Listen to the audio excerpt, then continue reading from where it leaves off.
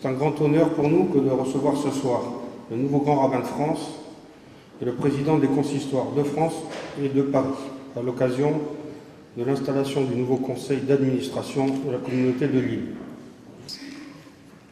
C'est pour moi une grande joie de voir réunis ici, à la synagogue, nos nombreux amis ainsi que les représentants des autres cultes. Permettez-moi d'exprimer également toute ma gratitude à l'ensemble de ma communauté de m'avoir élu président.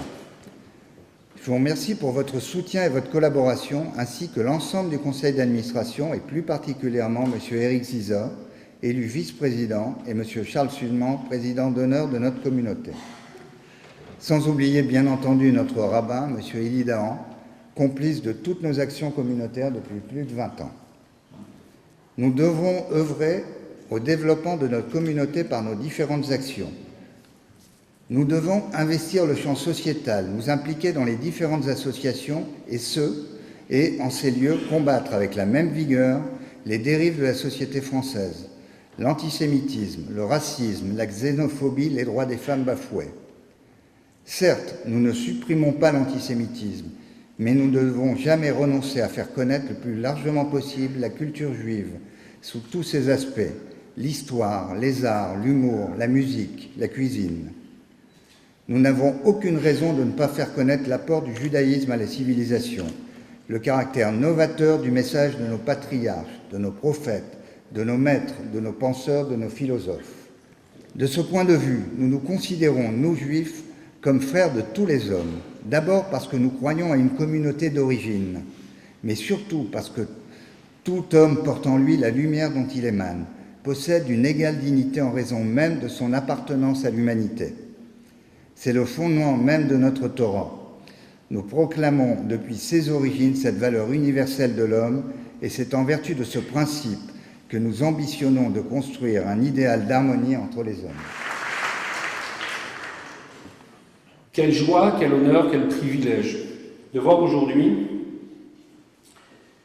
rassembler un président des consistoires de Paris, consistoires de France, un grand rabbin de France, en cette journée de Yom Kippour, à Lille. C'est pas Yom Kippour, je suis étonné. Pourtant, l'affluence dans cette synagogue me laisse penser que nous sommes Yom Kippour. Votre visite, Monsieur le Président, Monsieur le Grand Rabbin, m'inspire en cette période de Melech Bassadeh, le roi est dans le champ, les responsables communautaires, eux aussi, sont venus en campagne, non pas en campagne, puisque vous êtes déjà élus, mais à la campagne, dans nos petites communautés. Il y a quelques instants encore, nous étions en train de débattre de cet avenir incertain de ces petites communautés. Et nous sommes pleins de prières, pleins d'espoir. Nous sommes conscients, assurés, certains, que tout cela n'est qu'un début, et que ce que nous faisons aujourd'hui est seulement la germe de ce que nous plantons pour apporter beaucoup plus demain, après-demain, dans les communautés des alentours et dans notre communauté. Le judaïsme, malgré tous nos difficultés, tous nos problèmes, est une religion de joie, une religion de vie, et même quand les choses ne vont pas bien, il est et nous sommes optimistes et nous espérons que, encore une fois, les choses iront mieux demain. Je suis content que pratiquement toutes les communautés de cette région, qui sont des communautés numériquement plus petites, soient présentes aujourd'hui. Et nous avons discuté, nous discuterons des problèmes communs, nous en avons pas mal. Et en tout cas, il y a un grand espoir qu'il y ait une aide très importante au niveau de toutes ces petites communautés. Aujourd'hui, la communauté juive est de nouveau victime de nombreux actes antisémites, souvent couverts sous le nez de l'antisionisme. Nous avons donc un devoir de vigilance, mais de lutte contre tous les racismes, contre l'intolérance, l'ignorance et la barbarie. Alors nous avons passé une période et nous allons continuer à vivre des moments peut-être difficiles. Et je le dis parce qu'il ne faut pas que notre beau président pense qu'il prend la charge d'une communauté juive à un moment où ça va être plus facile, ça va être plus difficile. Et quand on regarde les murs de nos synagogues, on trouve d'un côté des plaques commémoratives des Juifs qui, il y a un siècle, sont morts dans l'espoir, dans la vitalité de défendre leur patrie. Et, quelques décennies plus tard, en face, pour ici, il y a les plaques des enfants, peut-être d'eux-mêmes, des enfants de ceux qui sont morts pour la France, qui sont partis morts, trahis, parce qu'ils étaient juifs. Alors quand je traverse la France et que je vois des belles synagogues, je dis aux élus, comme je le dis à ceux qui sont là, c'est une responsabilité conjointe du nouveau président, du rabbin qui se déploie, du consistoire, mais des élus d'ici, de la société, de savoir si dans 10 ans, dans 15 ans, les 5 ou 6 communautés qui sont dans cette région, si cette belle synagogue restera une synagogue qui soit capable d'être aussi pleine qu'aujourd'hui, quand le grand rabbin de France vient faire une conférence, ou si ça deviendra un musée. On a toujours été dans notre histoire tranquille, pas en fonction de là où nous habitions, mais par ce qui nous habite.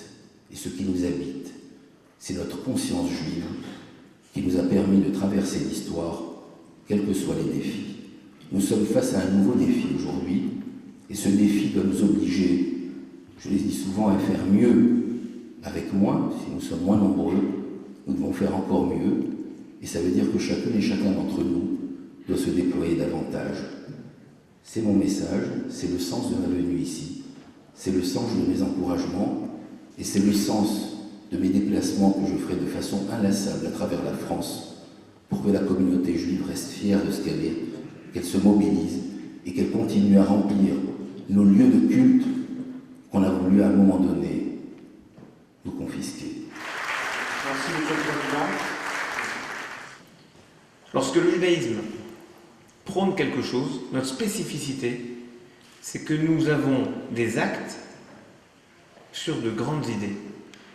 Et la grande idée du christianisme, depuis Vatican II, et n'oublions pas cette date qui s'annonce, cet anniversaire qui s'annonce en 2015, de l'anniversaire de Vatican II, quand Vatican II a permis ensuite qu'un grand pape dise « les Juifs sont nos frères aînés dans la foi », avec votre parterre de fleurs en forme d'étoile de David, vous mettez un acte sur une grande idée. Et il en va de même pour nos frères protestants, et il en va de même pour nos frères musulmans, parce que nous partageons finalement la possibilité de vivre quelque chose ensemble. Et c'est la laïcité qui nous donne à partager cela. Je voudrais essayer de vous démontrer, avant toute chose, que le principe même de la laïcité n'a pas attendu 1905 pour exister. Que l'archevêque de Reims, en 496, avait déjà inventé la laïcité à la française contemporaine. Dans la hiérarchie catholique, le Saint-Esprit est juste au-dessus du pape. Et donc, Clovis estime que puisqu'il a le Saint-Crème livré par le Saint-Esprit, il peut se dispenser du pape, et donc il se fait bien à la fois baptiser et sacrer sans faire venir le pape. Ce qui est une façon d'utiliser la foi sans en avoir les inconvénients politiques. Une manière très contemporaine qu'a eu la France de dire oui, la foi est un moteur puissant pour des femmes et des hommes qui vont se dépasser en allant vers l'autre, au service de la collectivité, mais on ne veut pas avoir un pouvoir temporel des religions dans l'État. Nous faisons confiance à la France, au pouvoir public, parce qu'il y a la prise de conscience à la fois de la nécessité de ce système de laïcité qui permet aux religions de vivre ensemble, mais également du fait que chacun doit pouvoir exprimer ce qu'il est, sans avoir peur, sans être obligé de se cacher, de se minorer, sans l'obliger à être schizophrène, comme on disait au moment de la Troisième République, où on disait qu'il fallait être français à l'extérieur, juif chez soi.